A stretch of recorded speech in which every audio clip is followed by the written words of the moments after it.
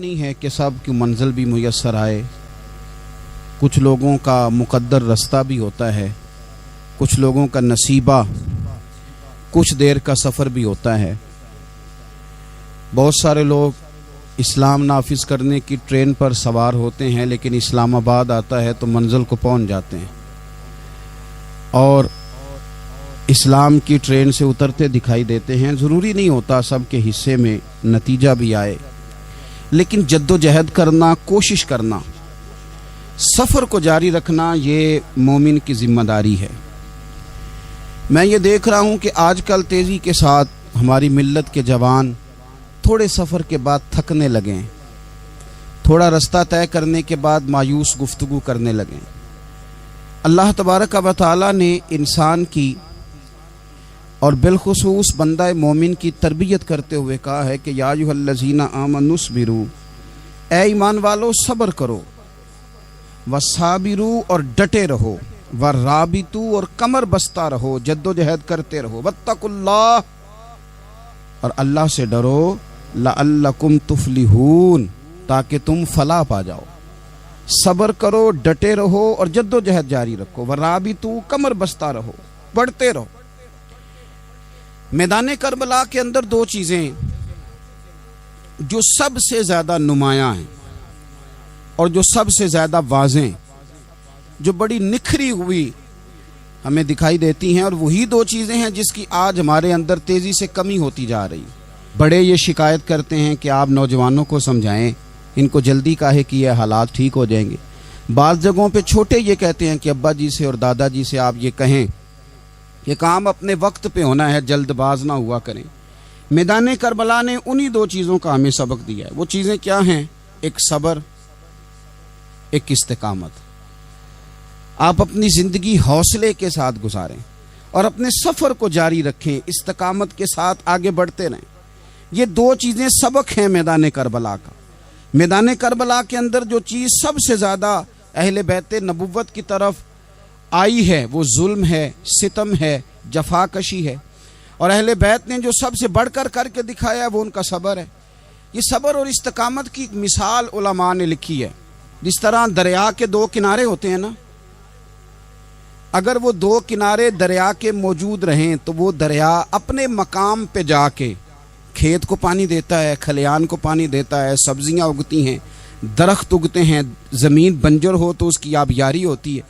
اگر وہ دو اس کے بند سائیڈوں پہ قائم رہیں, لیکن اگر وہ بند درمیان سے نکال دیے جائیں تو وہی دریا تباہی مچا دیتا ہے, سیلاب آ جاتا ہے. انسان کی زندگی میں صبر اور استقامت دو بند ہوتے ہیں میرے بھائی, یاد رکھنا.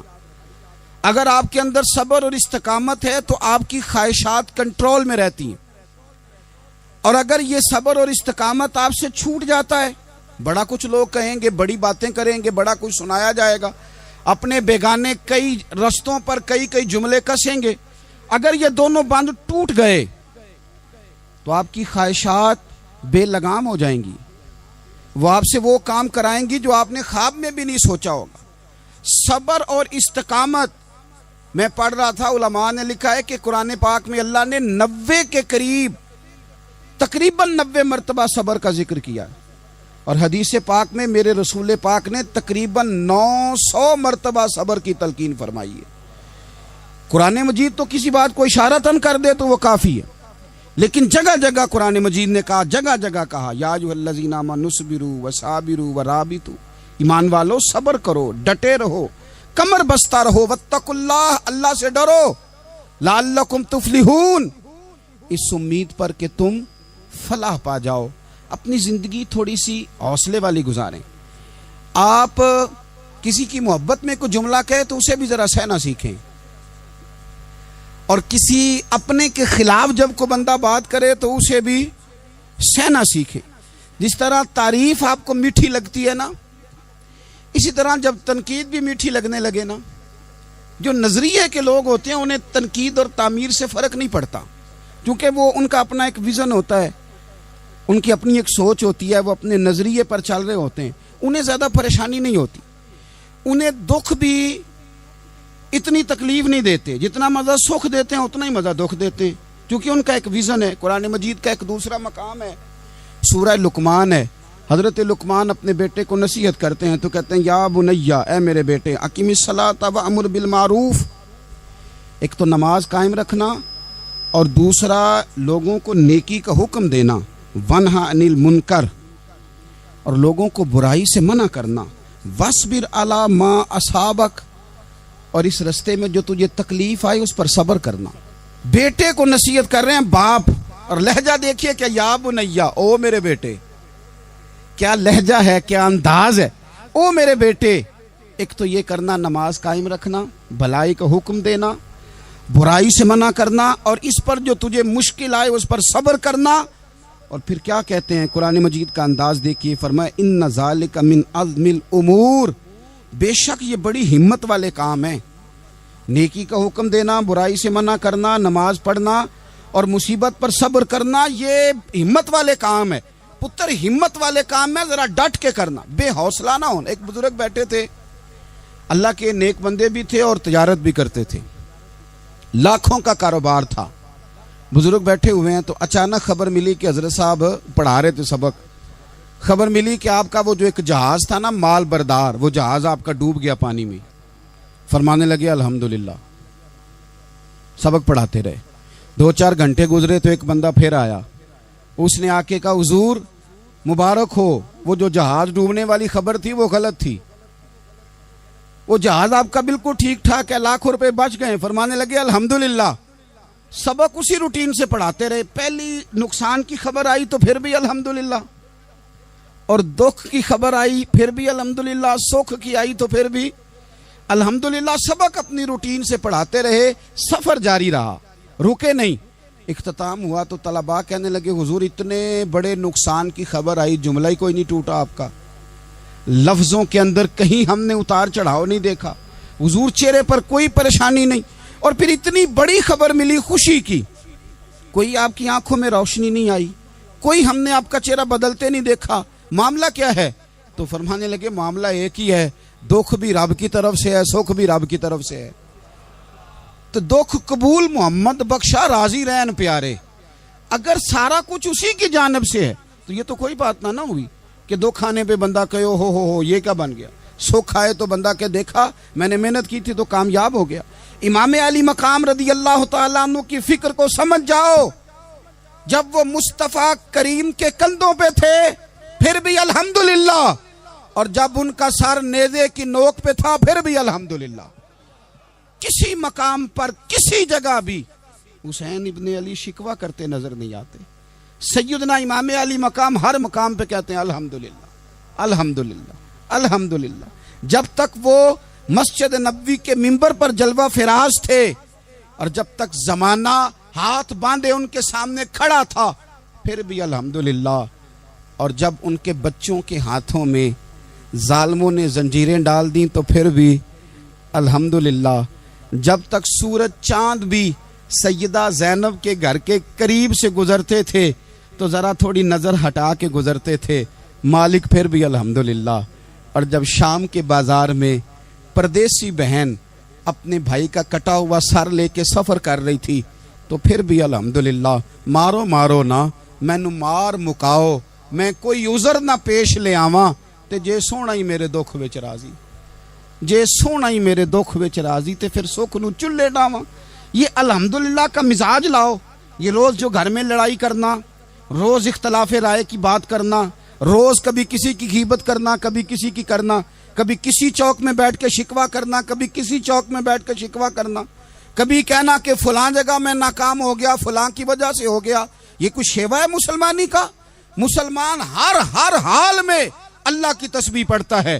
مسلمان ہر حال میں اپنے رب کو یاد کرتا ہے. وہ کہتا ہے بہار ہو کے خزاں لا الہ الا اللہ، خودی کا سر نہاں لا الہ الا اللہ، خودی کا تیغ فساں لا الہ الا اللہ. اور اگرچہ بت ہیں جماعت کی آستینوں میں، اگرچہ بت ہیں جماعت کی آستینوں میں، پر میری مجبوری ہے نا، مجھے ہے حکم اذاں لا الہ الا اللہ. اپنی ڈیوٹی کرتا ہے، وہ اپنے کام لگا رہتا ہے. آپ کبھی پلٹ کر میرے رسول پاک صلی اللہ تعالی علیہ وسلم کی خوبصورت زندگی کو دیکھیں نا. खूबसूरत ज़िंदगी को। मैं क्या करूं, हमारे मिजाजों में बातें ऐसी आती जा रही हैं, हम इंतज़ार करने को तैयार ही नहीं। अभी मेहनत किया तो शाम को रिज़ल्ट आना चाहिए। जो पूरी 5 दिन नमाज़ पढ़ लेता है वो कहता है अभी मैं वली नहीं बना, इतने दिन हो गए नमाज़ पढ़ते। जो पूरा 40 दिन प्रॉपर तरीके से दरूद पाक पढ़ लेता है वो कहता है देखो मुझे अभी तक ज़ियारत ही नहीं हुई नबी पाक सल्लल्लाहु अलैहि वसल्लम। जो अभी कल आया है और कल अभी उस शख्स ने आकर के शुरू किया है सिलसिला, तो कहता ओहो मेरा मार्फत वालों में नाम कब आएगा। वो भाई लोगों की जिंदगियां गुजर गई, लोगों के अहवाल गुजर गए। मैं बैठा था बुजुर्गों की खिदमत में, तो एक शख्स ने आके कहा हुजूर मैं आपके लिए सलाम लाया हूं फुला अजीम हस्ती का। तो हजरत साहब ने उसको थपकी दी, फरमाने लगे पुत्र मैं इन्हें जोगा नहीं, तेनू कोई भुलेखा लग गया है, मैं बदकार पुराना खादम, ओ मैं नहीं इस काबिल यार, ये तुझे गलती लग गई है, मुझे तो अपने अमाल का पता है। मैं मौजूद था और साहिबे इल्म व फजल बंदे के पास था। कहने लगे पुत्र मैं नहीं इस काबिल, मेहरबानी करना तू मेरे लिए दुआ कर, अल्लाह ताला मेरे ऊपर रहमत कर दे और कोई रास्ता खुल जाए। और सज्जनों सुनो, हजरत उमर फारूक जैसा बंदा मेरे रसूल पाक सल्लल्लाहु अलैहि वसल्लम के गुलामों में मौला अली शेर खुदा का मर्तबा कौन जान सकता है। हजरत अली कहा करते थे मेरा दिल करता है उस तरह के आमाल लेके अल्लाह की बारगाह में जाऊं जो आमाल सैयदना फारूक आजम के हैं। इतना साले बंदा, इतना परहेजगार बंदा, लेकिन हजरत उमर फारूक के इंतकाल का वक्त आया तो लोग उनकी तारीफें करने लगे, उमर की बड़ी बात है, उमर की बड़ी बात है। तो हजरत उमर रो पड़े, फरमाने लगे मेरे लिए दुआ करो, मुझे दर्जा कोई भी ना मिले, बस मेरियां नेकियां और बदियां बराबर बराबर हो जाएं, मैं माफ कर दिया जाऊं, नेकी और बदी बराबर बराबर हो, छोड़ दिया जाऊं। दर्जों का तो मामला बड़ा आगे का है, इतनी जल्दी, इतनी स्पीड, इतनी हमें जल्द फटाफट हो जाए, सवेरे हो जाए। आप अपनी जद्दोजहद तो करें, आप थोड़ा पलट के तो देखें। आप देखें कि लोग मैदानों में रहे, मैदानों में रहे।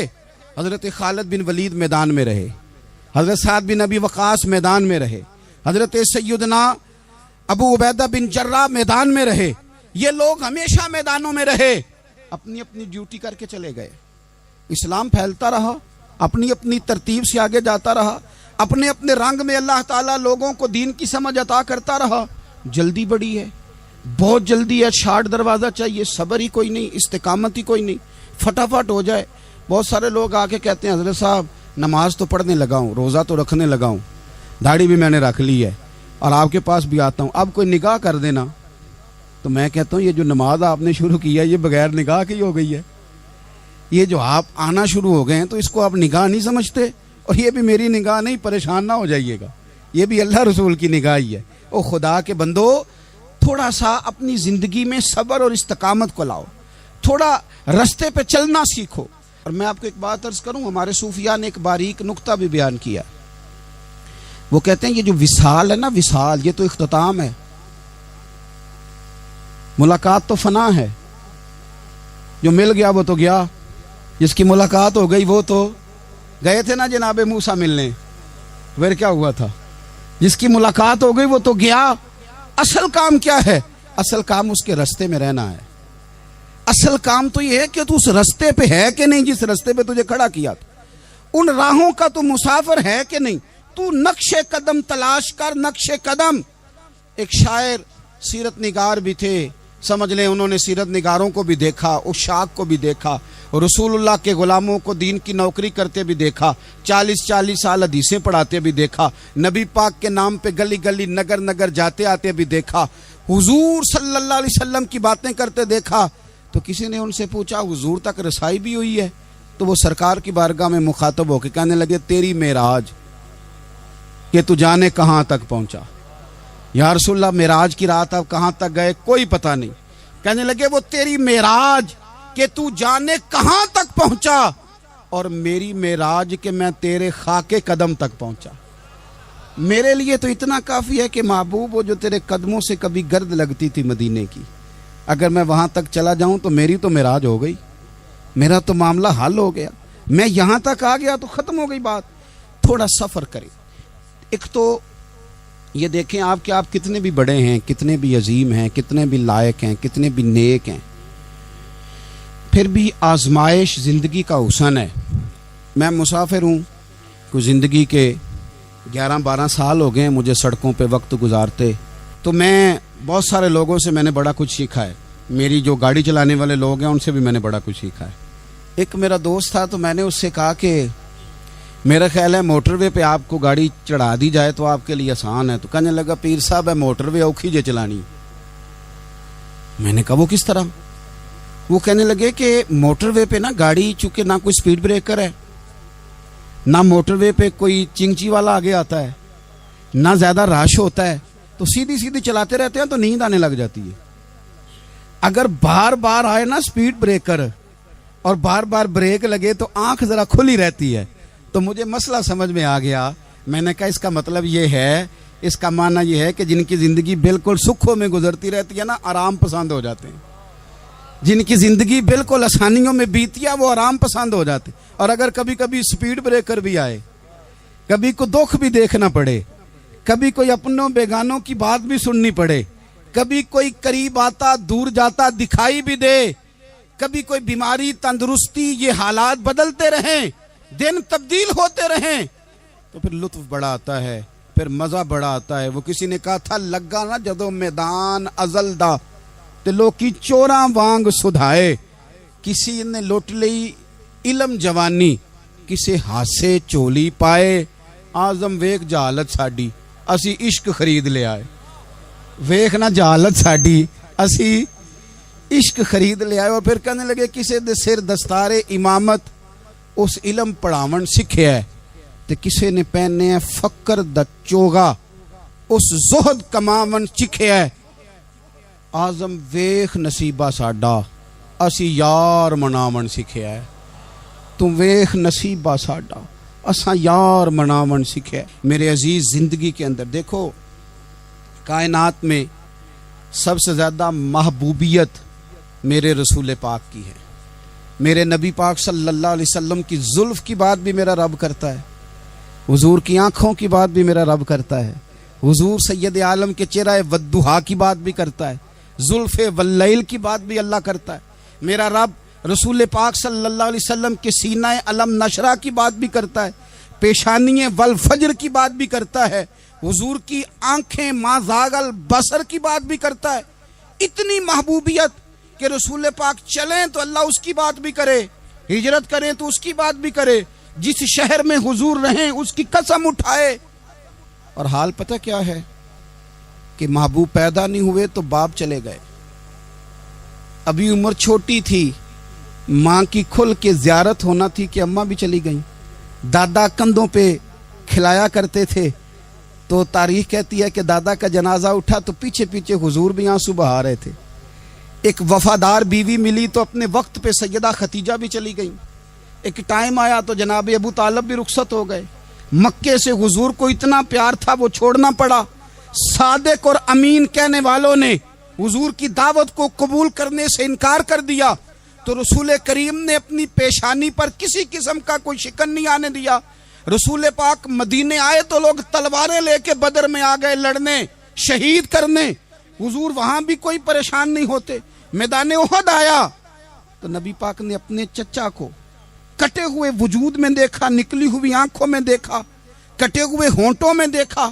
کسی جگہ میرے رسول پاک صلی اللہ تعالی علیہ وسلم شکوہ کرتے دکھائی نہیں دیتے. حضور کی وہ بیوی سیدہ عائشہ صدیقہ رضی اللہ تعالی عنہ جن کی پاکی کا رب بیان کرے، ان پر منافقین نے الزام لگا دیا. اتنے پاک گھرانے پر لوگوں نے انگلی اٹھائی. میرے رسول نے آنسو بہائے پر کسی جگہ حضور پریشان ہوتے دکھائی نہیں دیے. ہم ڈھونڈنے لگے، تلاش کرنے لگے. جب دروازہ رسول پہ گئے تو حضور خود بولے. میرے رسول فرمانے لگے میرے غلاموں یاد رکھنا یہ صبر میری چادر ہے، یہ صبر میری چادر ہے، یہ حوصلہ میری چادر ہے. سیدہ عائشہ صدیقہ رضی اللہ تعالیٰ عنہ فرمایا کرتی تھی لوگوں مجھے اللہ کی عزت کی قسم میں نے حضور سے بڑھ کر کسی کو صبر کرنے والا نہیں دیکھا، کسی کو حوصلہ کرنے والا حضور سے بڑھ کے نہیں دیکھا. امت کو کیا ہو گیا؟ یہ چوراہوں پہ لڑ رہی ہے، چوکوں پہ لڑ رہی ہے. گھر ہیں کہ فساد کے آئینہ دار بنے ہوئے. لوگ آ کے رو پڑتے ہیں کہ جناب بھائیوں کا سلوک نہیں، کوئی دعا کر دیں، رو پڑتے ہیں جناب، ابا کے ساتھ بھی لڑائی ہو جاتی ہے، کوئی تعویذ دے دیں، ذرا حوصلہ نہیں، صبر نہیں، کسی جگہ ٹھہرنا تو سیکھو میرے عزیز، کسی جگہ او یارو آؤ نا، میدان کربلا کے 2 سبق، استقامت اور صبر۔ کتنا درجہ ہے سیدنا بلال حبشی کا، میں تقریر کر دیتا ہوں، آپ سن لیتے ہیں، لیکن کبھی وہ انداز بھی تو دیکھو نا۔ حضرت بلال، او میرے دوست، جیل کے اندر بندے کے ہاتھ نہیں باندھے جاتے، پیر نہیں باندھے جاتے، پر لوگ جیل میں روتے ہیں، تڑپتے ہیں۔ سیدنا بلال کہتے ہیں میں کلمہ پڑھتا تھا، رات امیہ مجھے باندھ کے رکھتا تھا، اور سویرے جب پتھر اچھی طرح تپ جاتے تھے نا تو لا کے باہر مجھے پتھروں پہ لٹا دیتا تھا، اور میرے وجود پر بھاری بھرکم پتھر رکھ دیتا تھا۔ سننا ذرا، تصور میں لانا، بلا میں کیا کہنے لگا ہوں۔ حضرت حسان بن ثابت رضی اللہ تعالیٰ عنہ فرماتے ہیں میں مکہ مکرمہ آیا حج یا عمرے کے لیے، تو میں نے مسجد نبوی کے جو آج مؤذن بلال ہیں، میں نے ان کا یہ رنگ دیکھا کہ مکے کے بچوں نے ان کے گلے میں رسی باندھ کے نا تو ہاتھوں میں پکڑی ہوئی ہے، اور مکے کے بازاروں میں نا ان کو کھینچتے ہیں، لے جاتے ہیں۔ میں نے ایک شخص سے پوچھا یہ کیا ماجرا ہے، کیا معمہ ہے؟ تو بتانے والوں نے بتایا کہ یہ کالے رنگ کا حبشی غلام مار سارا دن کھاتا ہے، اس کے ساتھ لوگ وہ سلوک کرتے ہیں جو اذیت ناک اور خوفناک ہے، سارا دن مار کھاتا ہے پر اپنی زبان پہ خدا کا نام لیتا رہتا ہے، محمد مصطفیٰ کا نام لیتا رہتا ہے۔ او تینوں لب دیاں آپ گواچے، سانو اپنی خبر نہ کوئی، اویخنا ساتھوں پارے نی ککھ گلیاں، ہن تے آخ دے لوگ شدائی، اسی ننگ نموس دا ساڑ کے چولا، گل پہنے ہے تاج گدائی، اوے سجنا اپنا آپ گوایا ہے، تاں یار نے چاتی پائی۔ بھائی اس طرح کا لوگوں نے بھی انداز دیکھا، لیکن ہمارا یہ حال ہے کہ کسی جگہ بھی ٹھہراؤ نہیں، کسی جگہ بھی ٹھہراؤ نہیں، کسی جگہ بھی صبر نہیں، کسی کام پر بھی استقامت نہیں۔ ہماری دوستیاں روز ٹوٹتی ہیں، تعلقات روز کمزور پڑتے ہیں، ہم بڑے جوش کے ساتھ آگے بڑھتے ہیں اور بڑے بڑے اعلانیہ وعدے کرتے ہیں۔ کون سی چیز ہے جو ہمیں کمزور کر دیتی ہے؟ سوائے اس کے کہ ہمارا نفس کمزور ہے، سوائے اس کے کہ ہمارا نظریہ کمزور ہے، سوائے اس کے کہ ہمارے اندر وہ طاقت نہیں جو ہمیں استقامت پہ لا کے کھڑا کرے، جو ہمارے اندر حوصلہ پیدا کرے۔ یاد رکھنا میدان کربلا کے اندر حضرت سیدنا امام حسین رضی اللہ تعالیٰ عنہ کا جو حوصلہ تھا وہ اتنا مثالی تھا، اتنا مثالی تھا، اتنا مثالی تھا۔ ایک جنازہ گھر میں اٹھ جائے نا، اور خدا معاف کرے وہ کسی جوان کا ہو، تو بوڑھے کی کمر کئی روز کھڑی نہیں ہوتی۔ لیکن کربلا کے اس شاہ سوار کی کہانی بھی سننا میرے بھائی، جو اپنے کندھے پہ صبح سے لاشیں اٹھا کے لا رہے ہیں، صبح سے امام علی مقام لاشیں اٹھا کے لاتے ہیں۔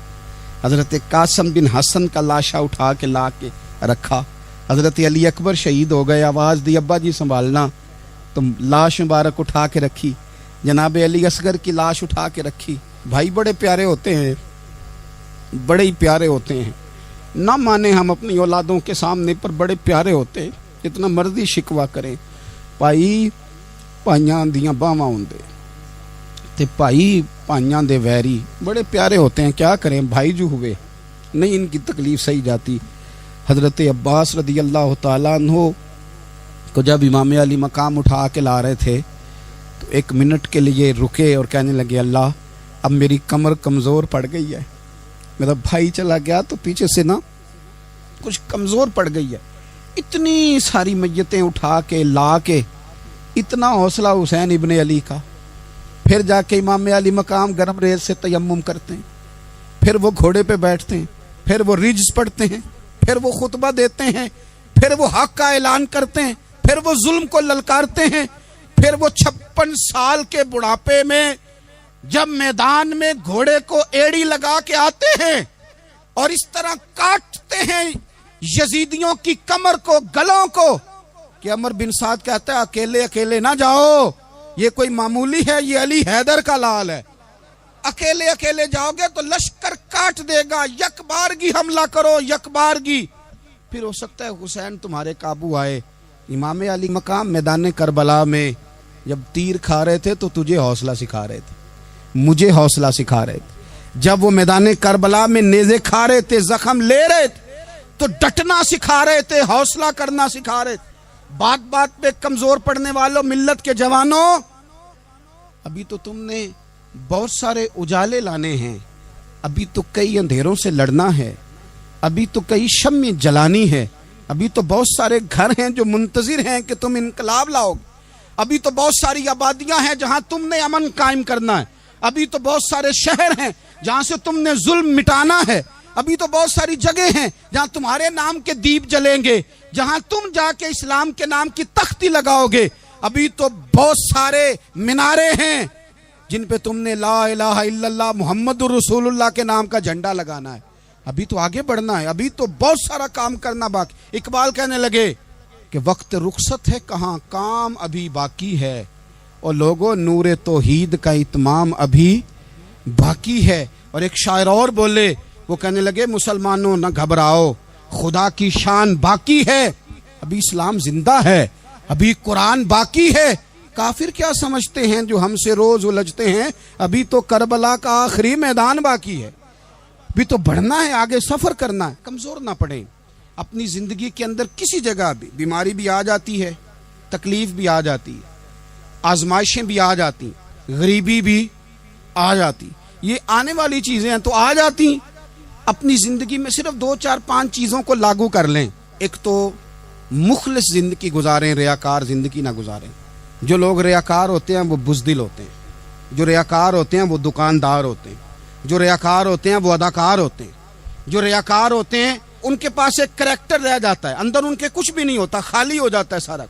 زندگی میں مخلص بنیں گے تو دلیر ہو جائیں گے، اخلاص کے ساتھ آپ زندگی میں سفر کریں، آپ مخلص ہو جائیں۔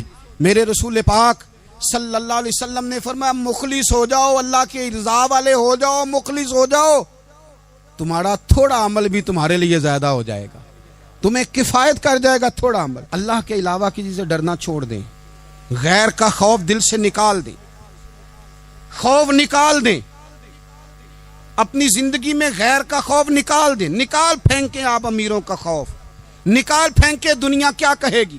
یاد رکھنا عزتیں بھی رب دیتا ہے، ذلتیں بھی اس کی مشیت کا تقاضا ہوتی ہیں، رزق کا مالک بھی اللہ ہے۔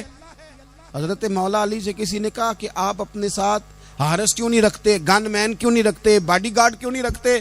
تو حضرت علی فرمانے لگے موت سب سے بڑی محافظ ہے، وقت سے پہلے آتی نہیں، آ سکتی نہیں۔ آپ غیر کا خوف نکال باہر پھینکیں۔ ایک جملہ میدان کربلا میں امام حسین نے کہا تھا، ایک جملہ، اور وہ جملہ اتنا طاقتور ہے کہ اگر سونے کے پانی سے لکھا جائے، ہیروں سے تولا جائے تو یہ ساری چیزیں کمزور پڑ جائیں۔ امام علی مقام میدان کربلا میں جب گھوڑے پہ سوار ہوئے، اللہ اکبر کہہ کے میدان میں آئے، اور آپ نے یزیدیوں سے کہا کہ تم ظالم ہو، جابر ہو، فاسق ہو، اطاعت تمہاری نہیں قبول کی جائے گی، اب بتاؤ لڑنا ہے کہ کیا کرنا ہے۔ جب وہ لڑنے کے لیے میدان میں آئے تو امام نے ایک جملہ کہا، فرمانے لگے لوگوں گواہ رہنا، آج میں نے عزتیں خرید لی ہیں اور ذلتیں دور کر دی ہیں۔ عزت ہے ہمارے پاس، عزت، ذلت دور ہو گئی۔ اگر اس کے ظلم سے چھپ کے بیٹھ جاتے، اگر ان تلواروں کے سامنے کمزور پڑ جاتے، اگر اس بڑے لشکر کو پیٹھ دکھا دیتے تو یہ عزت والا معاملہ لوگوں ہم نے عزتوں کا سودا کیا، ہم نے ذلتیں بھگا دی، ہم نے وہی سودا کیا جو ہمارے اجداد کا طریقہ تھا، جو ہمارے اسلاف کا طریقہ تھا، جو طریقہ ہم نے علی المرتضیٰ سے سیکھا تھا اور نبی مصطفیٰ سے سیکھا تھا، وہ طریقہ ہم نے کر دکھایا۔ اللہ کے غیر کا خوف نکال پھینکے زندگی۔ اور تیسری بات، ہدف مقرر کریں، ہدف مقرر کریں۔ آپ کیا ہیں؟ آپ دین کے دائی ہیں، آپ دین کے مبلغ ہیں، آپ دین کو مالی سپورٹ کرنے والے ہیں، آپ اخلاقی سپورٹ کرنے والے ہیں، آپ ایک تاجر ہیں، آپ کس طرح کر کے میدان میں ہیں، آپ ایک ویلفیئر شخصیت ہیں، لوگوں کا بھلا کرنے والے، آپ کیا ہیں؟ اپنی زندگی میں اپنے اہداف مقرر کریں، بے معنی بے مقصد زندگی نہ ہم نے ہدف بڑا چھوٹا مقرر کیا ہے۔ ایک بندے کا ہدف ہے کہ میں نے کروڑ پتی بننا ہے، بن گیا وہ کروڑ پتی، اب کیا کرے؟ اب وہ ٹینشن میں ہے کیا کروں، ہدف چھوٹا تھا نا، وہ پورا ہو گیا۔ ایک بندے کا ہدف تھا میں نے بڑی دکان خریدنی ہے، خرید لی، اب کیا کرے؟ اب ٹینشن میں آگے کدھر جائے۔ ایک بندے کا ہدف تھا میں نے وزیر بننا، بن گیا، یہ چھوٹا ہدف ہے، یہ ہدف کبھی بھی آپ قبول نہ کریں۔ ایک ہدف وہ تھا جو یزید نے اختیار کیا کہ مجھے حکومت پہ بیٹھنا ہے، ایک ہدف وہ تھا جو عبید اللہ ابن زیاد کا تھا کہ مجھے گورنر بننا ہے، ایک ہدف وہ تھا جو عمر بن سعد کا تھا کہ مجھے رے کی حکومت لینی ہے، یہ ان لوگوں کے ہدف تھے۔ اور ایک ہدف حسین ابن علی کا تھا، امام علی مقام کا تھا کہ مجھے جبر کے سامنے ڈٹنا ہے، ظلم کے سامنے ڈٹنا ہے۔ امام علی مقام کا خون تو بہہ گیا، کربلا کی زمین تو رنگین ہو گئی، نہ عبید اللہ ابن زیاد کی گورنری بچی، نہ شمر کو حکومت ملی، نہ یزید کچھ کما سکا، نہ زیاد کا وہ ظلم رہا، نہ یزید کی وہ جفا رہی، جو رہا تو نام حسین کا، جو رہا تو نام حسین کا، جسے زندہ رکھتی ہے کربلا، جو رہا تو نام حسین کا۔ چھوٹے اہداف نہ مقرر کرو۔ یہ کیا بات ہوئی؟ ایک کونسلری پہ سارا کچھ ہار دینا، ایک بچے کے میڈیکل کالج کے داخلے پہ سارا کچھ ہار دینا، ایک ہلکی چیز سفارش پہ سارا کچھ ہار جانا، ایک بڑے آدمی کے نام فوٹو آ گئی اور تو سارا کچھ ہار کے بیٹھ گیا۔ نہ اپنی قیمت تھوڑی نہ لگا، جگہ جگہ نہ بکا کر، جگہ جگہ نہ بکا کر، جگہ جگہ نہ اپنے آپ کو سیل کیا کر۔ ہمارے سودے ہو گئے، ہمیں حضور نے خرید لیا، مدینے کی گلی میں سودا ہو گیا۔ سودا کس نام پہ ہوا؟ کس نام پہ ہوا؟ ہم نے صرف اتنا کہا کہ یا رسول اللہ میدان محشر کہہ دینا کہ وہ دیکھو ہمارا غلام آ رہا ہے، بس اتنی سی بات پہ سودا ہوا، بک گئے، طے کر لیا، اس کو معراج سمجھا۔ بھائی کمزور کیسے پڑ گئے ہم؟ کس مقام پہ کمزور پڑ گئے؟ کہاں جا کے ہمارے اندر کمزوری آئی؟ استقامت، صبر، حوصلہ، ڈٹنا، مضبوط ہونا۔ ہم نا سوشل میڈیا دیکھ کے رائے قائم کرتے ہیں، آج کل یہ ہو رہا ہے تو لہذا اب بھی یہ کر دیں، کل وہ ہو رہا ہے تو لہذا اب بھی وہ کر دیں۔ ہمارا نظریہ کتاب و سنت ہے، ہمارا نظریہ وہ ٹرینڈ نہیں جو آج کل فلانی جگہ پہ چل رہا ہے، ہمارا نظریہ ہمارے بزرگوں کے 1400 سالہ نظریات ہیں۔ آپ 4 5 6 خبریں دیکھ کے نظریہ نہ بنایا کریں، نظریہ اللہ کی کتاب دیکھ کے بنائیں، رسول اللہ کا فرمان دیکھ کے بنائیں۔ 5 7 10 20 اینکر جہاں آپ کو لے کے جائیں وہ والا ذہن نہ بنائیں، ذہن وہ بنائیں جو ذہن ہمیں سیدنا امام حسین نے عطا فرمایا ہے۔ اپنی زندگی میں ایک تو اخلاص لائیں، اللہ کے غیر کا خوف نکالیں، ہدف مقرر کریں اور مزاج جد و جہد والا بنائیں، جد و جہد والا۔ میرے حضرت صاحب، میرے تاج الشریعہ، میرے شیخ، میرے مربی، میرے محسن، سرمایہ حیات، میری آنکھوں میں بھی وہ جلوہ ہے کہ میں نے ان کو دیکھا ہے۔ انہوں نے اپنی زندگی ایک کونے سے شروع کی، پوری دنیا کا انہوں نے سفر کیا۔ انہیں پتا تھا کہ بریلی شریف میں لاکھوں لوگ آتے ہیں، یہاں عرس ہوتے ہیں، لیکن ان کی ایک وصیت ہے، وہ بہت ساری جگہ آڈیو ریکارڈنگ بھی اس کی موجود ہے۔ حضرت نے فرمایا تھا میں زندگی میں رسول اللہ کے دین کے لیے نکلا ہوا ہوں، میں جگہ جگہ سفر کرتا رہتا ہوں، میری وصیت ہے اس رستے میں اگر کہیں میرا آخری وقت آئے تو مجھے بریلی شریف نہ لے کے جانا، اسی راہ میں مجھے دفن کر دینا، اسی راہ میں، اسی جگہ دفن کر دینا۔ میں چاہتا ہوں اسی راہ پہ دفن ہو جاؤں، اسی جگہ۔ عدم سے لائی ہے ہستی میں آرزو رسول، دیکھو ہمیں کہاں کہاں لیے پھرتی ہے جستجو رسول، کہاں کہاں لیے پھرتی ہے جستجو رسول، اور میں اپنی حیاتی تو قربان تھی وہاں۔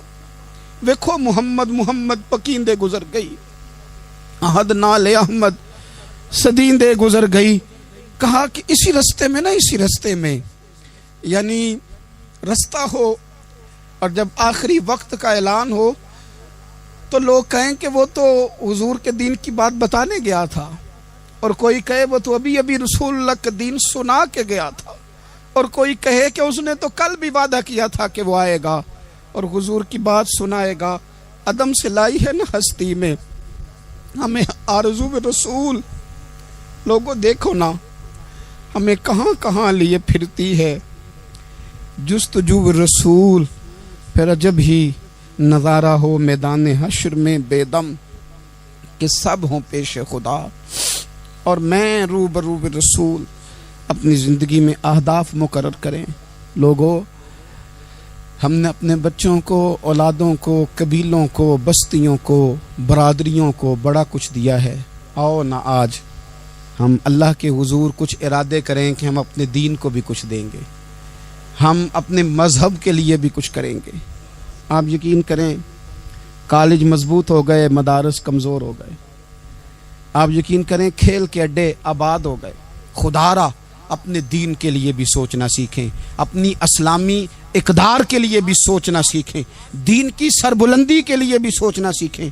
میری زندگی کا مقصد تیرے دین کی سرفرازی، میں اسی لیے مسلمان، میں اسی لیے نمازی. حضرت عمر فاروق رضی اللہ تعالیٰ عنہ نا ہاتھ کے اندر تلوار لے کے دین کی پہرے داری کو نکلتے تھے. امام حسین نے تلوار لی، میدان میں دین کی پہرے داری کو نکلے، دین کی اقدار بچائی ہیں امام حسین.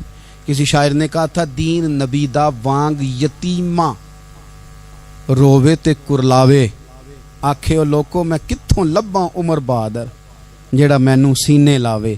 امام حسین نے اقدار بچائے دین کے. فرمایا فاسق، فاجر، ظالم، شرابی یہ مسلمانوں کے حکمران ہو سکتے؟ تو جو اقدار امام علی مقام بچانے نکلے ساری اولاد سمیت، ان کو بچانے کے لیے میں اور آپ کیا اقدامات کر رہے ہیں؟ ہم کیا کر رہے ہیں؟ ہمارے ملک کے اندر آہستہ آہستہ آپ غور کر لیں، زنا بالجبر کہاں چلا گیا. معاذ اللہ عام زنا کے حالات کتنے خوفناک ہیں، زیادتیوں کی شرح کتنی بڑھ گئی ہے. آپ دیکھیں روز وہ خبریں، وہ چیزیں سنی نہیں جاتی. معصوم بچیاں، جنسی درندگی کے جو حوال ہیں، ابھی بھی لوگوں کو انتظار ہے کہ انہوں نے حسینی کب بننا ہے. فکر حسینی کے پاسبان بنے. یہی تو وقت ہے جب امام علی مقام آپ کو پکار رہے ہیں. اپنے اپنے چکر میں الجھ کر اقبال کہتے ہیں، ہر کوئی مست مئے ذوق تنے آسانی ہے، حیدری فقر نے دولت عثمانی ہے، تم کو اسلاف سے کیا نسبت روحانی ہے. وہ معزز تھے زمانے میں مسلمان ہو کر، اور ہم خار ہوئے تار کے قرآن ہو کر. اٹھنے کا وقت ہے، ارادے کرنے کا وقت ہے. اسلامی اقدار اپنے گھروں میں، اپنی جمعیت میں، اپنے قبیلے میں اس کے نفاذ کا وقت ہے. جد و جہد کریں، آگے بڑھیں، ہمت کریں. جس کی کوئی نماز آج کی رہ گئی ہے وہ ساری نمازیں پوری کر کے، جو قضا ہیں وہ ادا کر کے سوئے. اللہ کی بارگاہ میں استغفار پڑھیں، توبہ کر کے اپنے وقت کو بتائیں.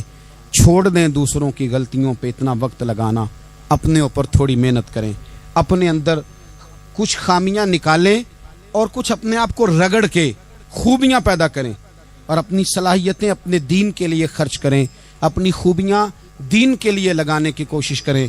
ہم بھی دوبارہ سے تجدید عہد وفا کرتے ہیں، دوبارہ سے آج کہتے ہیں کہ یا رسول اللہ صلی اللہ علیہ وسلم، ہمارا وعدہ ہے کہ میری زندگی کا مقصد تیرے دین کی سرفرازی، میری زندگی کا مقصد تیرے دین کی سرفرازی. میں اسی لیے مسلمان، میں اسی لیے نمازی. خسروی اچھی لگی نا سروری اچھی لگی، خسروی اچھی لگی نا سروری اچھی لگی، خسروی اچھی لگی نا سروری اچھی لگی. ہم فقیروں کو مدینے، ہم فقیروں کو مدینے کی گلی اچھی لگی، خسروی اچھی لگی نا سروری اچھی لگی. دور تھے تو زندگی بے رنگ تھی، بے کیف تھی. دور محرم الحرام کو بہت ساری نسبتیں اور فضیلتیں حاصل ہیں. اس کا آغاز یکم محرم سے ہوتا ہے، امت مسلمہ کے بہت بڑے لیڈر اور رہنما، اور دنیا کے اندر معیشت، معاشرت، نظم و نسق، عدل، انصاف اور انسانی توانائی کا بھرپور کام کرنے والی شخصیت حضرت عمر فاروق رضی اللہ تعالی۔ حضرت فاروق اعظم رضی اللہ تعالیٰ عنہ اس امت کے محدث ہیں۔ نبی پاک صلی اللہ علیہ وسلم نے فرمایا کہ امت میں میری امت کے جو محدث ہیں وہ فاروق اعظم ہیں۔ فرمایا انہیں رب کی طرف سے الہام ہوتا ہے، وحی کا سلسلہ ختم ہو گیا، الہام باقی ہے، یعنی اللہ تعالیٰ جب کسی سے کوئی خیر کا کام کرانا چاہتا ہے تو خود اس کے دل میں وہ بات پیدا فرما دیتا ہے۔ اور سیاستہ میں حدیث ہے، نبی پاک علیہ السلام نے فرمایا کہ عمر کے دل اور زبان پر رب کریم نے حق جاری فرما دیا ہے۔ حضرت عمر فاروق ایک تو یہ کہ مسلمانوں کے لیڈر ہیں، اس سے بڑھ کر یہ کہ دنیا میں جو نظم و نسق کا نظام ہے، فوجداری، پولیس کا محکمہ اور سرحدوں کی حفاظت، اقلیتوں کے حقوق اور غیر مسلموں کے ساتھ تعلقات کی حد بندیاں، یعنی جب بھی کوئی عالمی آدمی ریسرچ کرنے بیٹھے گا تو وہ جب دنیا کے اندر کسی نظام کے وضع ہونے کے بعد اس نظام کے کامیابی سے چلنے کو دیکھے گا تو انشاءاللہ تعالی وہ جن لوگوں کو پہلی صفوں میں جگہ دے گا ان میں سیدنا فاروق اعظم رضی اللہ تعالیٰ عنہ بھی شامل۔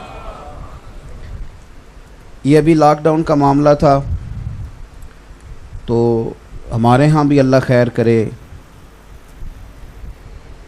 اس دفعہ بڑا جدید نظام بنایا گیا کہ آپ کا شناختی کارڈ رکھ لیا جائے گا، نمبر، اور پھر آپ پہ پیسے آئیں گے اور پھر آپ لائن میں لگیں گے، اور پھر اس کے بعد یہ ہے کہ دیکھیں گے کیا کرنا ہے۔ پھر اس کے باوجود بھی پتہ چل گیا کہ 12,000 ملنا تھا، لیکن وہ اصل آدمی تک پہنچتے پہنچتے کئی دفعہ 8,500 رہ گیا، کئی دفعہ 9,000 بچا ہے۔ یہ چیزیں ہوتی نہیں، لیکن اس دفعہ بھی امریکہ نے یہ کیا کہ انہوں نے کہا کہ خود سے ہمیں نہیں پتا کہ کون بندہ نوکری پہ جا رہا تھا اور اب نہیں جا رہا، تو وہاں لوگوں نے جب بتایا کہ میں فارغ بیٹھا ہوں تو گھروں کی خود اندر دروازے تک رقم آنے لگی، لوگ اپنے معاملات کو چلانے لگے۔ بہت ساری جگہوں پہ یہ ہوا، بچوں کے وظیفے چلتے ہیں۔ یہ قاعدہ سب سے پہلے جس بندے نے متعارف کرایا وہ سیدنا فاروق اعظم ہے۔ آج جو لوگ ہمیں سبق پڑھاتے ہیں نا مسلمانوں کو کہ جناب اس طرح انسانی حقوق کا تحفظ کریں، انہوں نے تو انسانیت سیکھی ہی مسلمانوں سے۔ حضرت عمر فاروق ایک زمانہ تو مسلمانوں پہ وہ تھا نا جب حالات بڑے خراب تھے، پھر اللہ تعالیٰ نے آسانی عطا کی۔ حضرت عمر کے زمانے میں بڑا مال آیا اور جناب عمر رویا بھی کرتے تھے، فرمایا کرتے تھے یہ فتنہ میرے لیے رہ گیا تھا، اتنا مال آ گیا میرے لیے رہ گیا تھا فتنہ، اس آزمائش میں نہیں رویا کرتے تھے۔ لیکن جب مال آ گیا تو جناب عمر فاروق نے فرمایا کہ بھئی جب کوئی جس بچے کی ماں اسے جب تک دودھ پلاتی ہے تو بچے کی خوراک کا کوئی خرچ نہیں ہوتا، تو جب اماں دودھ چھڑوا دے گی اب بچے کو خرچ کی ضرورت ہے، تو اب ہم اس طرح کریں گے کہ بچے کا خرچہ لگا دیں گے، اور جب تک اس کی تعلیم جاری ہوگی ہم اسے خرچ دیں گے۔ یہ مجلس شورا نے فیصلہ کر دیا، پارلیمنٹ نے فیصلہ کر دیا، حضرت عمر نے نافذ کر دیا۔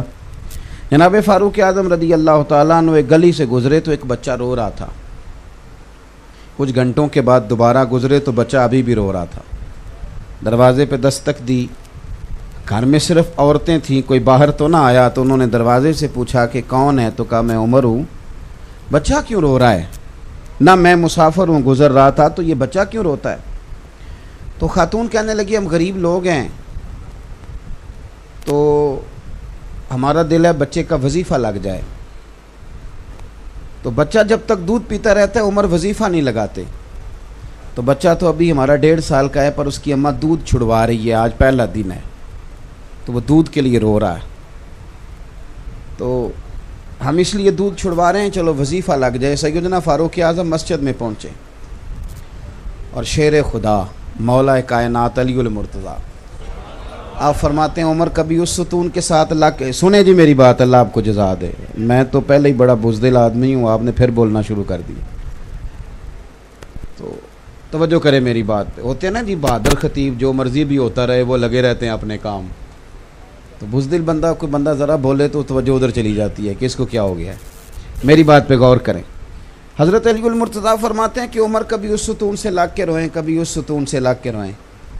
تو میں نے قریب جا کے پوچھا کہ کیا ہوا؟ تو فرمانے لگے علی میں کہیں ظالم تو نہیں ہو گیا کہ میری وجہ سے مائیں اپنے بچوں کا دودھ جلدی چھڑوانے لگ گئی ہیں، کہ دودھ بچہ چھوڑے گا تو عمر وظیفہ لگائے گا۔ تو حضرت علی المرتضیٰ شیر خدا کہتے ہیں 2 منٹ ہم دونوں نے غور کیا، تو میں نے کہا عمر آج تو میٹنگ رہنے دے، آج تو اختیار ہی استعمال کر۔ تو فاروق اعظم ممبر پہ کھڑے ہوئے، فرمایا کوئی ماں اپنے بچے کا دودھ نہ چھڑوائے، عمر کا اعلان ہے کہ بچہ پیدا ہوتے ہی وظیفہ شروع کر دیا جائے گا۔ تو اس شخص نے معاشرت دی۔ اب آپ یقین کریں کہ ہمارے ہاں جو کوئی گھسا پٹا آدمی وزیر رہ جائے نا 4 دن، تو نئی آنے والی حکومت اس کو باہر سے بلا کے اس کی خدمات حاصل کر لیتی ہے کہ تو ہی ہمارا وزیر خزانہ بنے گا تو ہم بچیں گے، اس لیے کہ تیرا تجربہ اچھا ہے۔ گھسا پٹا آدمی، ملت کے جوانوں غور کرو نا کہ چند روز جس آدمی نے ملک کی معیشت کو دیکھا ہے، معاشرت کو دیکھا ہے، اس کو پتہ ہے کہ مجھے سبسڈی کہاں دینی ہے، ٹیکسز کتنے لگانے ہیں، کس طبقے کے اوپر بوجھ بڑھانا ہے، اس آدمی کو لوگ اتنی اہمیت دیتے ہیں، سیمینار کرتے ہیں، 1.5 2 گھنٹے بیٹھ کر باقاعدہ ہمارے وزیر لیکچر دیتے ہیں، اور اس کے باوجود بھی معیشت ٹھیک نہیں ہوتی۔ تو چاہیے نہیں تھا کہ یکم محرم کو سارے وزیروں کو بٹھا کے سیدنا فاروق اعظم کی باتیں بتائی جاتی اور وہ معاشرت کھولی جاتی اور بتلایا جاتا کہ یہ جناب آپ ملاحظہ کریں کہ اللہ تبارک و تعالیٰ نے اس شخص کو کتنی فراست عطا فرمائی۔ حضرت عمر فاروق ایک بہترین رہنما کا نام ہے۔ اب تو ہمارے بچے تیزی سے M Phil P H D کرنے لگے ہیں، تو بہت ساری چیزیں ان کے سامنے کھلنے لگ گئی ہیں بڑی تیزی سے، اور ابھی بھی جو لوگ اس بات پر غور کر رہے ہیں کہ انسانوں کے اندر دولت کی تقسیم صحیح کس طرح ہو سکتی ہے، امیر امیر تر نہ ہو اور غریب غریب تر نہ ہو تقسیم، تو ان کو سب سے پہلے یہ سیدنا فاروق اعظم کو پڑھنا پڑے گا۔ تو حضرت عمر فاروق رضی اللہ تعالیٰ عنہ انسانیت کے رہنما کا نام ہے۔ انسانیت، اب تو خیر ہمارے وزیر ہمیں مشورہ دیتے ہیں نا، ہم نے چرچ میں نماز پڑھی ہے تو تم بھی کوشش کرو، دل بڑا کر لو، تو آپ بھی کوشش کریں، مہربانی کریں کہ 2-4 تعریفیں آپ حکومت کی کسی بندے کی کر دیں، پتہ چل جائے آپ کا دل بہت بڑا ہے۔ سارے کام حکومت غلط تو نہیں نہ کرتی، تو حکومت تھوڑی تعریف کر دی جائے، اپوزیشن کر دے جناب یہ کام آپ کے ٹھیک ہے کر دے، لیکن یہاں تیار نہیں ہوں گے۔ مذہبی لوگوں سے کہیں گے تم دل بڑا کرو اور ایک دوسرے کی تعریف کرو، حالانکہ یہاں ماحول اتنا کٹھن نہیں ہے جتنا بتایا جاتا ہے۔ بہرحال بات لمبی نہ ہو جائے، سمیٹنا چاہتا ہوں۔ ایک نابینا آدمی تھا، یہودی، مسلمانوں کو جزیہ دیتا تھا، ٹیکس دیتا تھا، اقلیت تھا وہ۔ تو حضرت عمر فاروق ایک دن گزر رہے تھے اس شہر سے جہاں وہ بستا تھا، تو وہ بھیک مانگ رہا تھا، بڑھاپا آ گیا تو بھیک مانگ رہا تھا۔ تو آپ نے اس کو پہچان لیا تو فرمایا تو فلاں بن فلاں نہیں، مجھے جزیہ دینے آتا تھا۔ اس نے کہا میں وہی ہوں اور میں یہودی ہوں۔ تو آپ نے فرمایا یار تو بھیک کیوں مانگ رہا ہے؟ تو کہنے لگا کہ جب تک میں تندرست تھا، پیسے کماتا تھا اور میں ٹیکس بھی دیتا تھا، جزیہ بھی دیتا تھا، اب میں بوڑھا ہوں، اپنے خرچے نہیں پورے ہوتے تو مانگ کے خرچے پورے کرتا ہوں۔ میں نے کہا کہ وہ انسانیت کے مسیحا تھے۔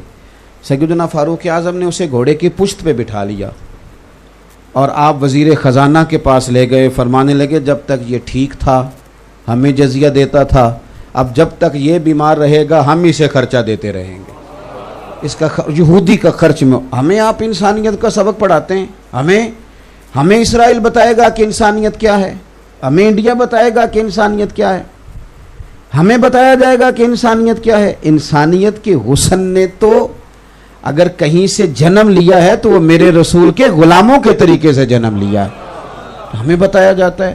اور چونکہ بہت سارے لوگوں کی بہت ساری مجبوریاں ہوتی ہیں، بہت سارے لوگوں کی بہت ساری مجبوریاں، کچھ لوگوں کی مجبوری ہوتی ہے کچھ لوگوں کی تعریف کرنا، کچھ لوگوں کی مجبوری ہوتی ہے کچھ لوگوں کے ساتھ مل کے بیٹھنا۔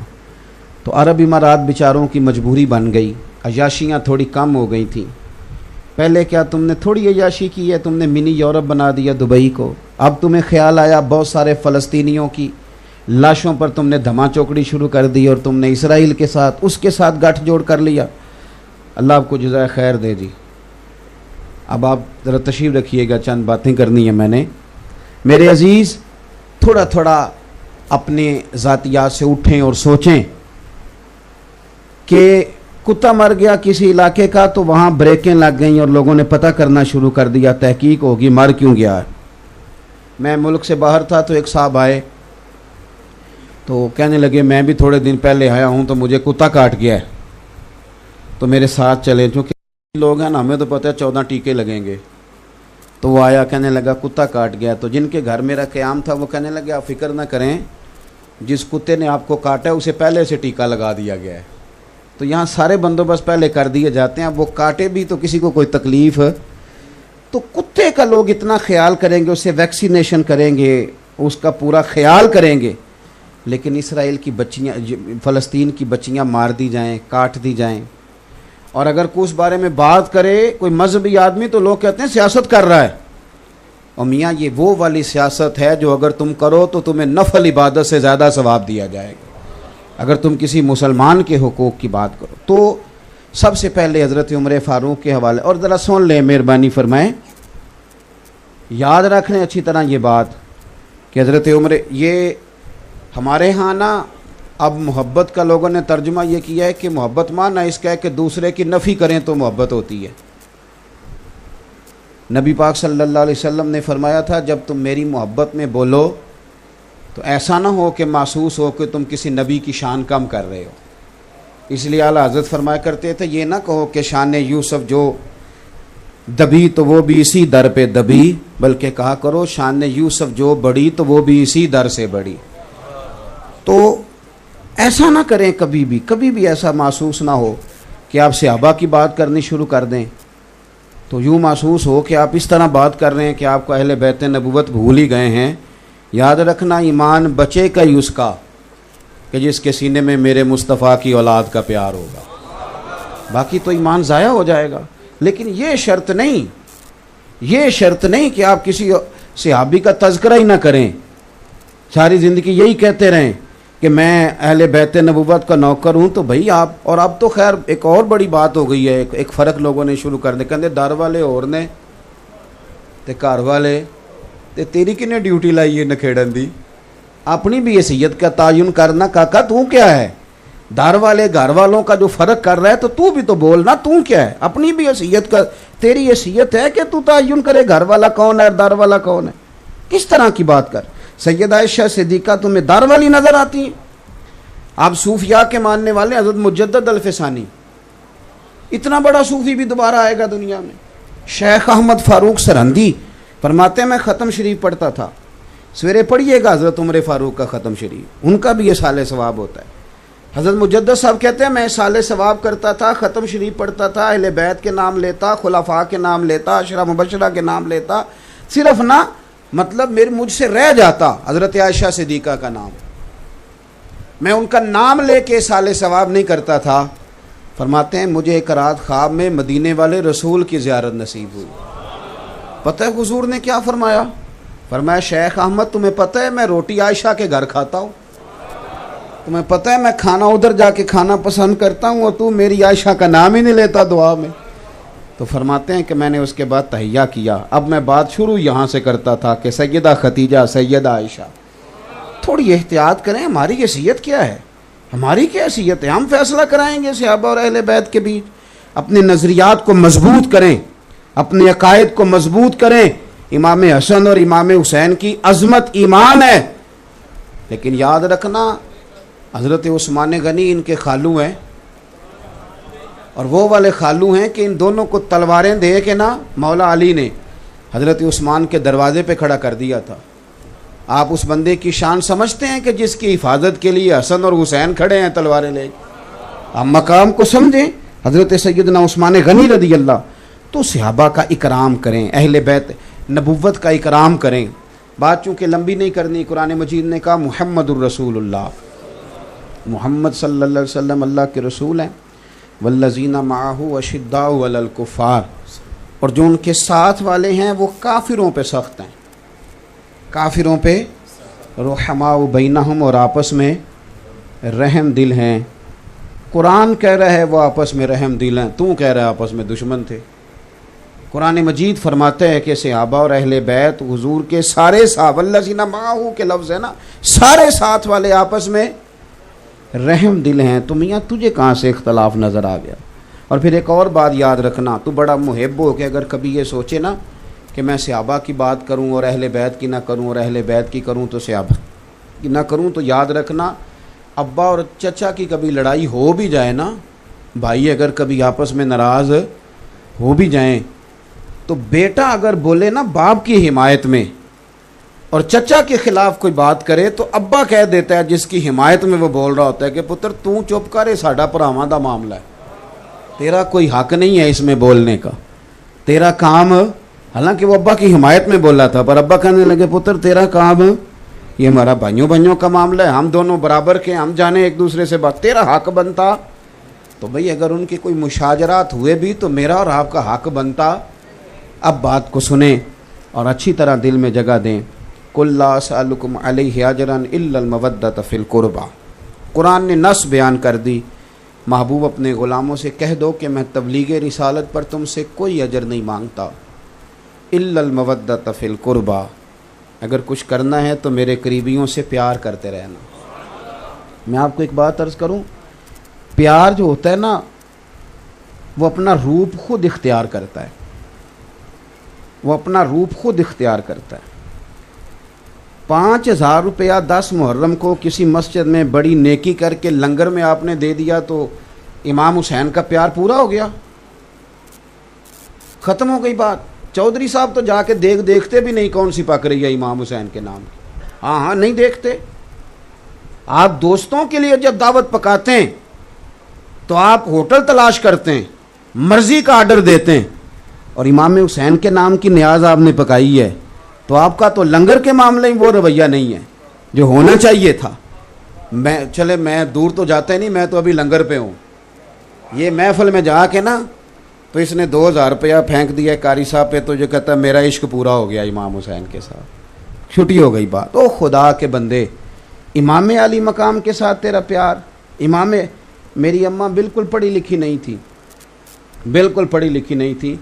کھیر پکتی تھی 10 محرم کو، اماں کہتی تھی ٹھوٹیاں بھی ضروری ہیں، اور پھر میری اماں کہتی تھی اس نے لنگر بانٹنا ہے وہ پہلے وضو کر لے، یہ میرے نبی کی اولاد کے نام کا لنگر ہے. میں کئی دفعہ دلیلیں دیتا تھا، وہ انہوں نے نہیں پڑھا تھا کسی کتاب میں کئی دفعہ اماں جی یہ وضو نہیں یہ ضروری، تو کہنے سی پتر تینوں نہیں پتا، اے حسین پاک دی گل. یہاں تو اب ماحول ہی، ہمارا رویہ ہی کوئی نہیں، کیفیت ہی نہیں. اعلیٰ حضرت فاضل بریلوی رحمۃ اللہ علیہ نے 1000 کتاب لکھی ہے، وہ ارضیات پر بھی بحث کرتے ہیں اور وہ ہمیں جغرافیہ بھی بتاتے ہیں، اور وہ ہر لحاظ میں مسلمانوں کے رہنما ہیں. کچھ لوگ کتابیں پڑھتے پڑھتے خشک بھی ہو جاتے ہیں، یہ بھی بڑا نقص واقعہ ہوتا ہے، خشکی رہ جاتی ہے، شعر و سخن کا کوئی ذوق باقی نہیں رہتا.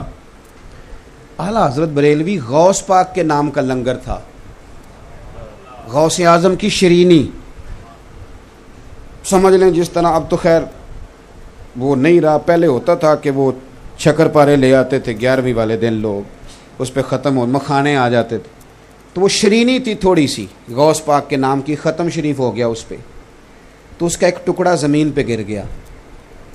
میری بات پہ غور کرنا، میں آپ کو ملنگ کی بات نہیں بتا رہا، اس بندے کی بات بتا رہا ہوں کہ جو ہر وقت دلائل کی دنیا میں رہتے ہیں، جو براہین کی دنیا میں رہتے ہیں، جو کلم کے پیچ و تاب سے پورے آگاہ ہیں، جنہیں بات کرنے کا ڈھب اور سلیقہ مکمل دلائل کے ساتھ آتا ہے، لیکن تھوڑی سی شرینی غوث پاک کے نام کی زمین پہ گر گئی.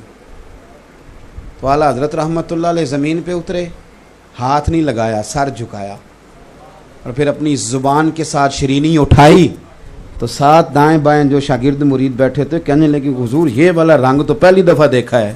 آپ فرمانے لگے جو تم نے پہلے سارے رنگ دیکھے ہیں وہ اسی رنگ کا صدقہ ہے، یہ اسی رنگ کا صدقہ ہے جو تم نے پہلے سارے دیکھے ہیں. کیفیات ہی نہیں ہیں. حضور کی اولاد کی تو بات کرے, نبی پاک کی اولاد کی. حضور مفتی اعظم ہند فرمایا کرتے تھے مجھے یاد نہیں کہ میں نے کبھی حضور کی اولاد کا نام بغیر وضو کے زبان سے ادا کیا ہو. سرکار کی اولاد سے پیار کریں. اہل بیت نبوت کے ساتھ ہمارا رشتہ عقیدت کا ہو اور ہمارے لب و لہجے سے بات چھلکے کہ ہمیں رسول پاک کی اولاد سے پیار ہے. دیکھو نا یارو, اگر چودھری صاحب خود جائیں 10 محرم کو اچھے چاول خرید کے لائیں اور پھر وہ پکانے والے کو خود بلا کے تلقین کریں اور پھر وہ کہیں کہ آج جو برتن ہے نا, ناراض ہو گئے ہو, اسی میں چودھری جاب دے ہو سارے, ہوں ہاں ہی نہیں کر دے. او میری بات سنو صاحب, بات کو سمجھو. بیٹی کی شادی ہو تو بندہ پورے جوبن پہ آ جاتا ہے. وہ کہتا ہے کہ خاص شے ہونی چاہیے, کوئی خاص پیار ہے نا بیٹی سے, تو پیار بتلاتا ہے کہ ابا خود گیا ساری چیزیں خریدنے, وہ خود گیا ہر سارے کام کرنے. چلے میں آپ کو اپنی بات بتاتا ہوں. ابھی کی تازی, میں کبھی گھر کوئی چیز نہیں لے کے گیا تھا, کبھی بھی. بہن بھائی بیوی وہ ان کی طاقت نہیں کبھی مجھے کہہ دیں کہ آندھی باری فلانی شے لے آئے. جب سے بچے ہوئے ہیں نا وہ جو مرضی آرڈر لگا دیتے, جو مرضی. ایک دو دفعہ میں نے ان کی اماں سے کہا انہیں منع کرو, کہندی تسی آپ ہی کر لو. بات کو سمجھیں. کئی دفعہ اترتا ہوں گاڑی سے, ان کی مرضی کی چیز لیتا ہوں. گھر تو داخل ہونا ہے کہ نہیں, بگڑ جاتے ہیں نہ لے کے آئیں, بگڑ جاتے ہیں. میں ملتان شریف تھا پرسوں ترسوں, تو سب سے چھوٹے والے نے مجھے کہا کہ کار تاں وڑیا جے میری گڈی لے کے ہونی جائے. وہ کار دیکھ لی کسی کی, تو میں آدھی رات کو ڈھونڈتا پھرتا تھا کہ اس کی گاڑی مل جائے تاکہ میں تو یہ پیار ہے نا. پیار آپ کو بہت سارے کام کراتا ہے جو آپ پہلے یار امام حسین سے پیار ہو جائے اور پھر کسی پتر کا نام بندہ غلام حسین نہ رکھے, پھر کبھی اس کو شوق نہ پیدا ہو کہ میں خود جاؤں جا کے بازار سے چاول خریدوں. آج میں نے جو ہے وہ جو ٹینٹ کے برتن ہیں ان میں لنگر نہیں دینا.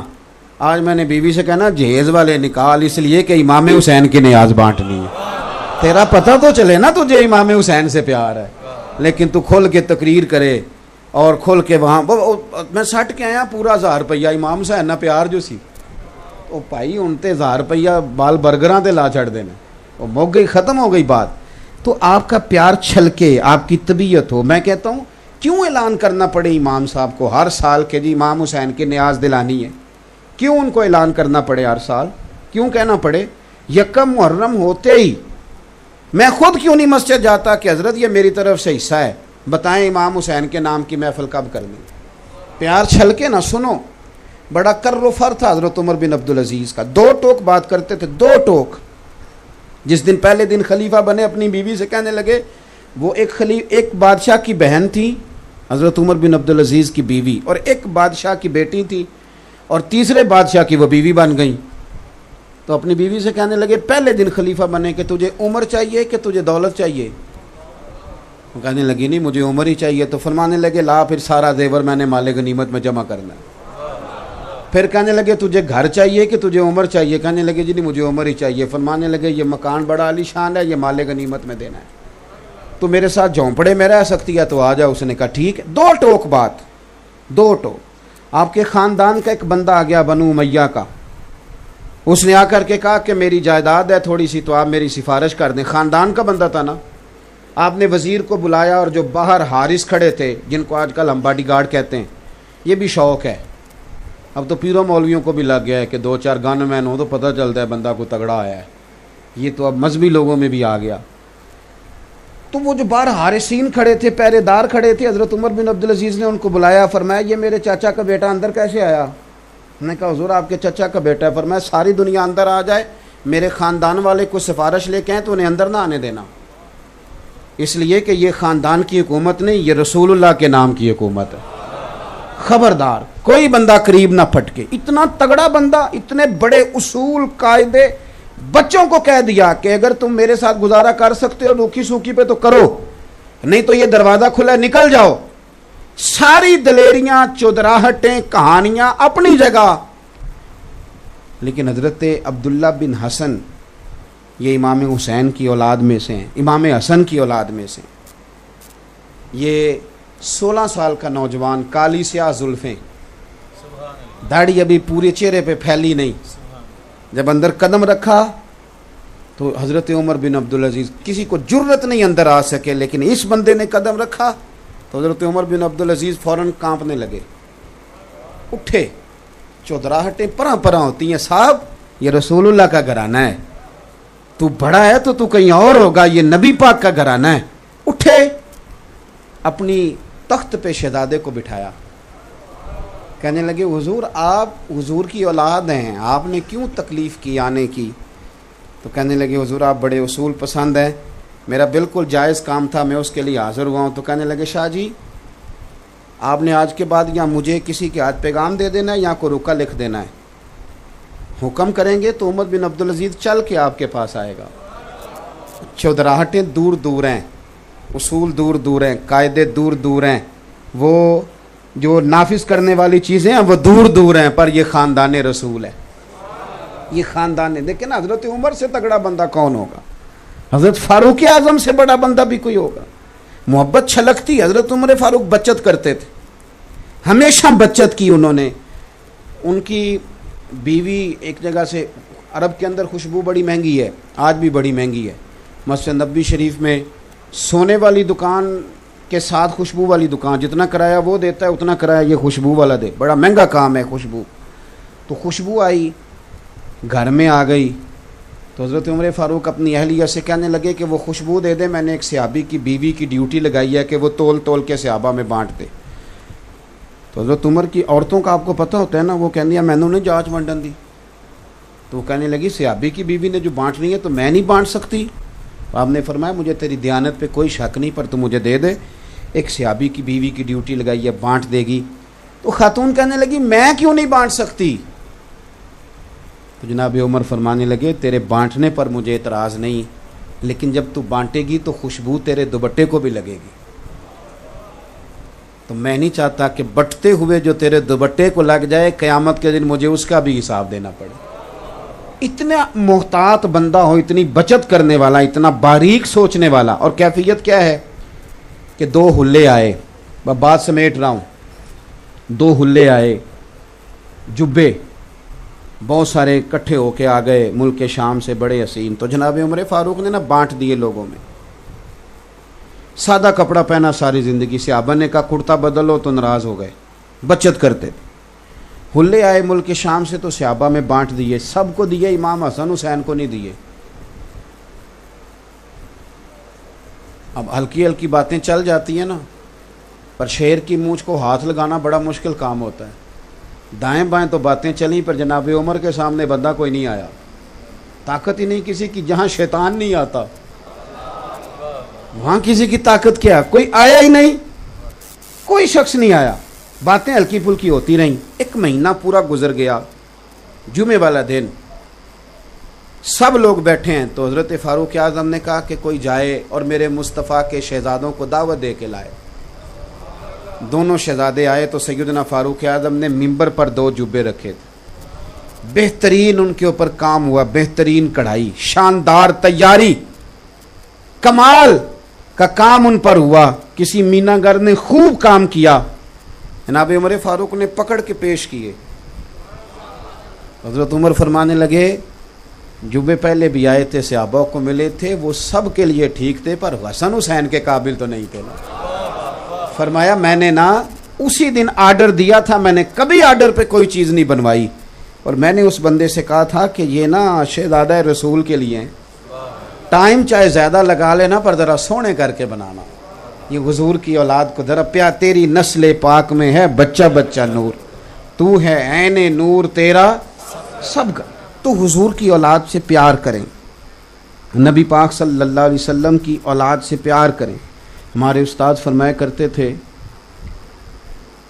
کہ کسی سید کا بچہ تمہارے پاس پڑھے نا تو بڑی مجبوری بن جائے نا کبھی اس کو کوئی تھپکی دینے کی، تھپکی مارنے کی نہیں، تھپکی، تو فرمانے لگے سوچ لینا کہ سید کے کپڑوں کو مٹی لگ رہی ہے اور میں مٹی جاڑ رہا ہوں، اس سے زیادہ تمہارا کوئی ذہن ادب پیار وارفتگی، کوئی جگہ تو ایسی ہو جہاں بندے کو جھکنا آتا ہو، جھکنا آتا ہو۔ اور میرے اعلیٰ حضرت سے کسی نے پوچھا سید اگر گناہ گار ہو، کچھ نیک لوگوں کو بخار بھی چڑھ جاتا ہے نا نیکی کا، تو اس طرح کے سوال بھی پوچھنے لگ جاتے ہیں کہ سید اگر گناہ گار ہو تو وہ اعلیٰ حضرت تھے فاضل بریلوی فرمانے لگے یہ بتاؤ کہ قرآن پاک کا صفحہ اگر کیچڑ میں گر جائے تو پھر کیا کرنا ہے؟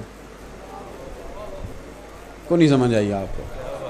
صفحہ ہے قرآن پاک کا، گر گیا کیچڑ میں، اب آپ کیا کریں گے؟ پیر رکھ کے گزر جائیں گے؟ اس نے کہا جی توبہ توبہ، میں تو اسے اٹھاؤں گا، دھوؤں گا، خوشبو لگاؤں گا، چوموں گا، اونچی جگہ رکھوں گا۔ تو فرمانے لگے بس سمجھ لے یہ بھی قرآن کا صفحہ ہی ہے، اگر کوئی مٹی لگ گئی ہے نا تو اس پہ پیر نہیں رکھا جا سکتا، اس کا اکرام کیا جائے گا، اس کا احترام کیا جائے گا، اس سے محبت کی جائے گی۔ تو ہماری آنے والی نسل، یہ کچھ لوگ ہیں جو خانقاہوں سے منسلک ہیں یا کچھ کسی اللہ والے کے پاس اٹھتے بیٹھتے ہیں، باقی ہمارے ہاں یہ مزاج ختم ہوتا جا رہا ہے کہ آل رسول کا، سادات کا، مشائخ کا ہم نے احترام کرنا ہے۔ یہ آہستہ آہستہ چیزیں ختم ہوتی جا رہی، ان کو دوبارہ لائیں، اپنے شیڈول میں شامل کریں، اپنے بچوں کو یہ چیزیں بتلائیں۔ اور یہ جو آداب ہوتے ہیں یہ لوگوں کو حدود میں بند کرتے ہیں، جو بندہ ادب نہیں کرتا وہ بے حد ہو جاتا ہے، اور جو لوگ حدود سے باہر نکل جاتے ہیں، جو سید کا ادب نہیں کرے گا ابا کا کیسے کرے گا، اماں کا کیسے کرے گا؟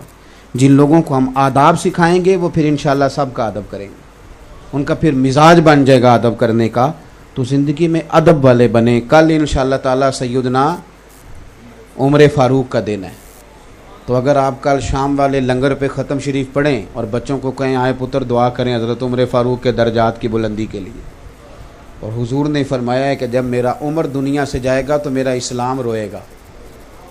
یہ دیکھیں اس بندے کا کمال جسے نبی پاک نے اللہ سے مانگ کے لیا، تو حضرت عمر کا دن منائیں۔ پھر محرم شریف میں روزے کا ذہن بنائیں۔ 10 محرم کے روزے کی اتنی اہمیت ہے کہ یہ فرض رہا ہے، اور خواتین کو ضرور بتائیں۔ مجھے اکثر محسوس ہوتا ہے کہ روزے رکھنے کا ذہن عورتوں کا زیادہ ہوتا ہے، انہیں بتائیں کہ محرم کے پہلے 10 دنوں میں اگر 3 روزے رکھے جائیں تو بڑی برکت ہے، اور جو 10 محرم کا روزہ رکھے اسے تو پورے سال کے روزے کا ثواب ملتا ہے۔ تو یہ تھوڑا سا ذوق پیدا کریں، اور اگر ہو سکے ممکن ہو تو بچوں کو بتائیں کہ یہ صبح ہمارا اسلامی سال شروع ہوا ہے، ہماری تو عبادات اسلامی طریقے سے ہیں، ذی الحج میں ہی حج ہوگا، رمضان میں ہی روزے رکھے جائیں گے، شعبان میں شب برات ہوگی، تو آپ کو اسلامی سال یاد ہوگا، پھر بہت ساری آسانیاں ہوں گی۔